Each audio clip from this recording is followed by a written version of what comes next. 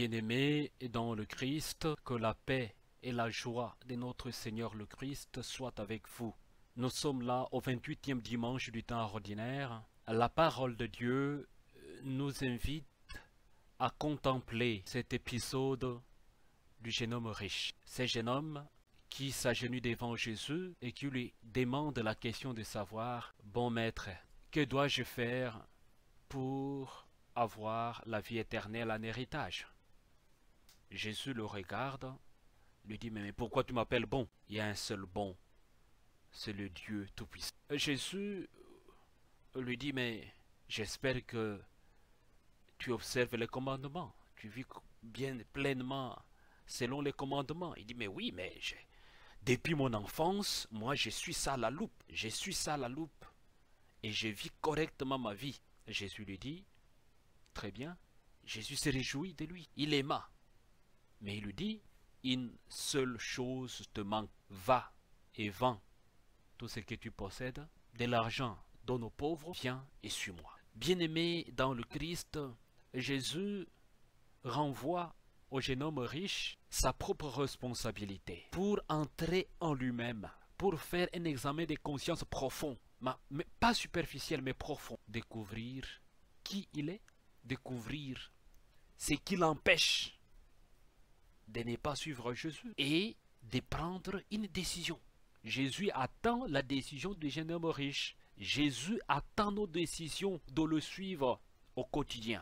Tout le temps, nous disons, bon maître, que dois-je faire pour avoir la vie éternelle en héritage? Nous les disons souvent dans nos prières, nous les disons souvent dans notre vie quotidienne. Mais Jésus attend de nous de pouvoir nous débarrasser de ce qui est dans notre jardin secret afin de le suivre. Mais quels sont ces grands biens? Il y en a plusieurs. Je voudrais qu'ensemble nous puissions méditer vraiment sur deux directions, sur le grand bien.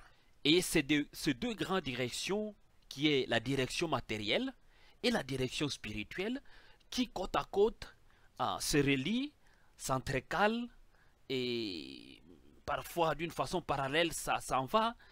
Et tout ça, c'est pour nous aider à voir un peu la complexité de la personne humaine dans sa réaction, dans son comportement, dans son vécu, de pouvoir parfois changer, de pouvoir parfois se cacher, et même entrer dans la coquille, et même parfois dans la carapace de la tortue. Bien-aimé dans le Christ. Les jeunes hommes riches avaient des grands biens. C'est que l'attachement au bien matériel, l'attachement à l'argent, l'attachement à ce que nous aimons bien. Mais Jésus nous invite à nous débarrasser de ce que nous aimons bien. Aujourd'hui, le monde est en proie à la terreur à cause de l'amour de l'argent. À cause de l'argent. À cause de l'argent. Et les gens, aujourd'hui, ils sont prêts à tout vendre. Leur propre réputation, leur propre maison, parfois même leur propre corps, leurs propres femmes, leurs propres enfants, leurs propres amis. Ils sont prêts à vendre tout pourvu qu'ils aient de l'argent. À vendre tout pourvu qu'ils soient dans une position où tout le monde les considère. À vendre tout, même si c'est au prix de tout. En fait, c'est pour dire au prix de sa réputation, au prix de sa terre, au prix de ses enfants, au prix de la population, au prix des gens qui l'entourent. Mais pourvu qu'ils soient les seuls à rouler carrosse, pourvu qu'ils soient les seuls à être le maître qui contrôle tout, qui chosifie les autres, qui laisse les autres dans des chaînes et qui met les autres en esclavage. Bien-aimés dans le Christ. Le jeune homme riche, il est riche, effectivement, parce que de tous côtés, la compréhension matérielle, il voudrait vraiment s'attacher, et la compréhension spirituelle, au-dedans de lui-même, il ne voudrait pas se détacher. Il est pris comme dans une nasse. Une nasse, regardez, si vous allez là où les gens font la pêche, il y a des nasses pour attraper les poissons. Au fait, on met le repas dans la nasse, on met la nourriture dans la nasse, et quand le poisson va sentir l'odeur de ces aliments, de cette nourriture, il va vite courir pour aller manger. Mais dès qu'il entre dans la nasse, il ne peut plus sortir. Les jeunes hommes riches, on voit qu'il ne veut pas sortir. Il est comme un poisson dans la nasse. Il ne peut plus sortir. Jésus lui dit, va, vends ce que tu possèdes, viens et suis-moi. Il se décide de s'en aller, tout triste, pour ne plus revenir. C'est vraiment cette image d'un poisson qui reste dans la nasse, qui est parti parce que le repas est bon, parce que c'est bon de manger, parce que c'est succulent, et parce qu'on se rassasie, et on se sent bien. Mais il faut repartir. Il faut repartir avec le Christ qui nous appelle. Mais le jeune homme riche ne peut plus repartir, parce qu'il est dans une nasse, et il ne peut plus sortir de la nasse, comme un poisson qui a été attrapé. Bien-aimé dans le Christ, comme chrétiens, nous sommes appelés à vivre dans la liberté. La liberté, c'est vraiment cette joie d'être appelé chrétien. Vivre la liberté est un appel, est une vocation de nous sentir vraiment les disciples de Jésus. La liberté du chrétien est ce que l'on appelle aussi la liberté de l'esprit.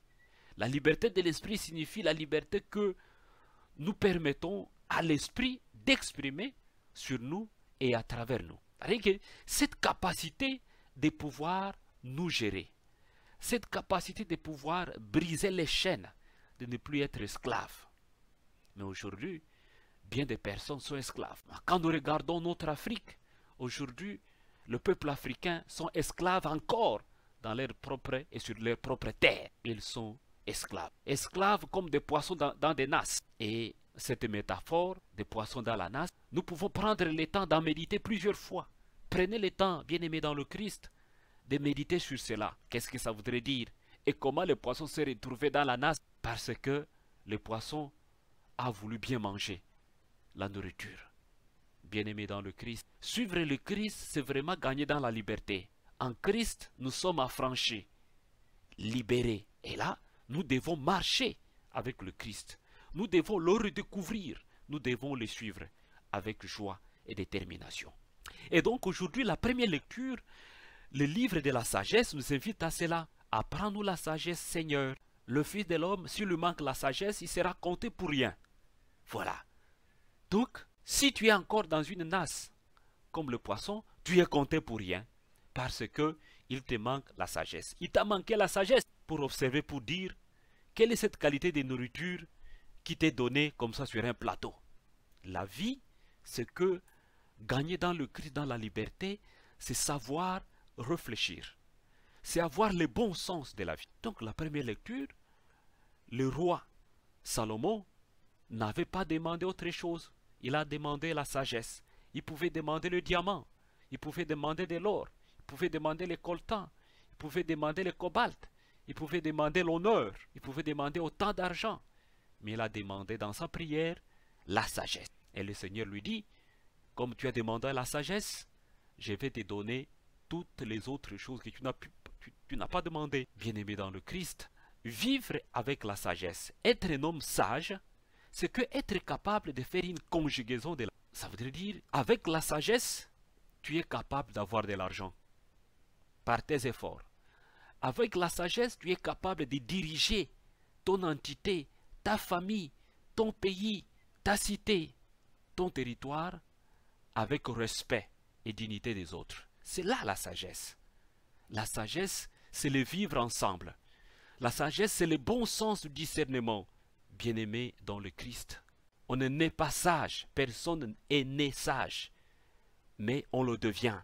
Et il faut demander cette grâce de la sagesse au Seigneur, qui seul est la vraie sagesse, il va te la donner. Il va te donner cette sagesse. Il ne faut pas être pressé. On voit aujourd'hui le roi du monde, le président des pays, tous ceux qui tiennent l'autorité, ils pensent qu'ils sont nés sages. Non, il faut demander la sagesse au Seigneur.